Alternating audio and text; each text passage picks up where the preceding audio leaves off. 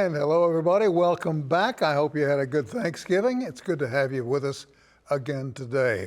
And we're going to kick things off with a fellow that I've wanted to talk to for quite a while now, Pete Peterson, conductor with the Tulsa Youth Symphony.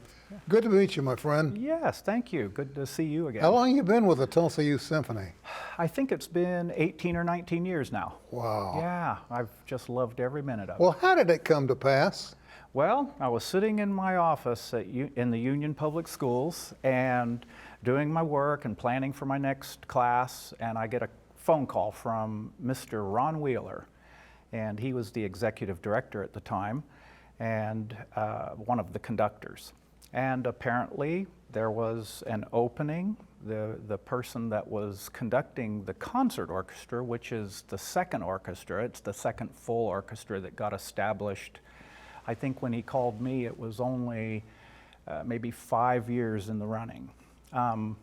So they started that orchestra because they were turning away so many really, really good musicians that they thought we better go ahead and establish a second orchestra. Mm-hmm.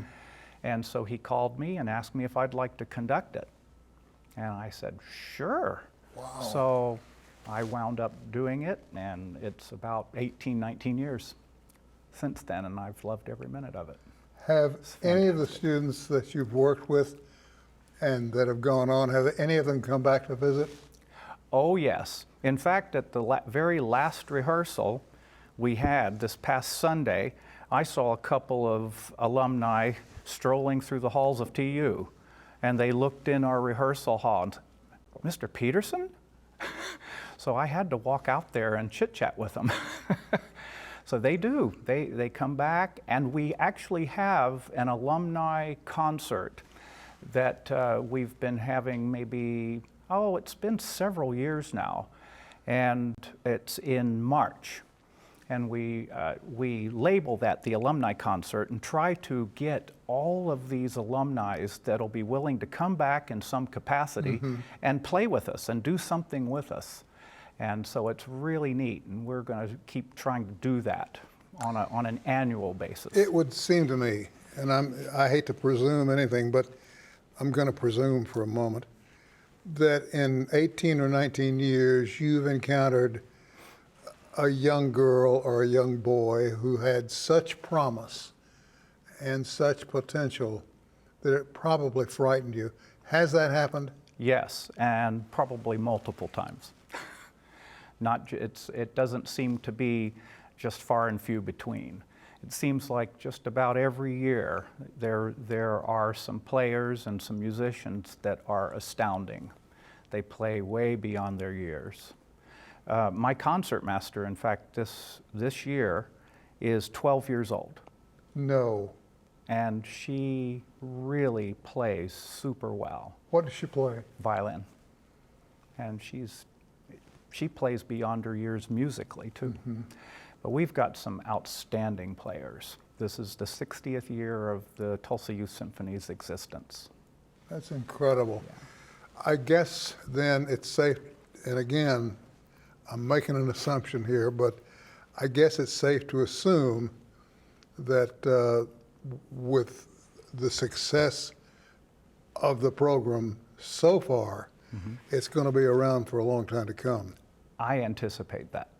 Yeah, people come back, and that's, I think, the true test. We do get quite a few brand new people, mm-hmm. but I believe it's word of mouth.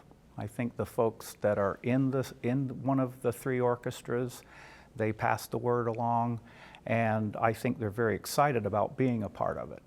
And their friends in their schools, they want to be a part too. So we get a lot of new musicians and a lot of... Let's go back to what we were talking about just a moment ago about those with outstanding talents, mm-hmm. outstanding abilities. Do you have an opportunity then to meet with their parents and say, look, you got something going here. Yes. You need to guide this child in this direction. How do you handle that with a parent?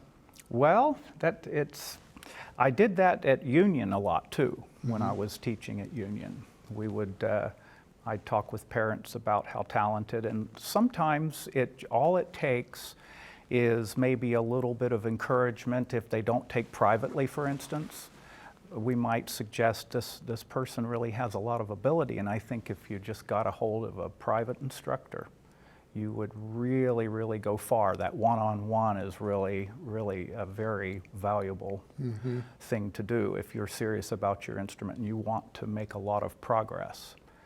But yeah, I think just just talking with them and asking them what they, what their intentions are with the instrument, and just encouraging them to play. I've always encouraged folks to continue to play no matter in what capacity they do it. They don't have to be professional. Do you play? I'm a cellist.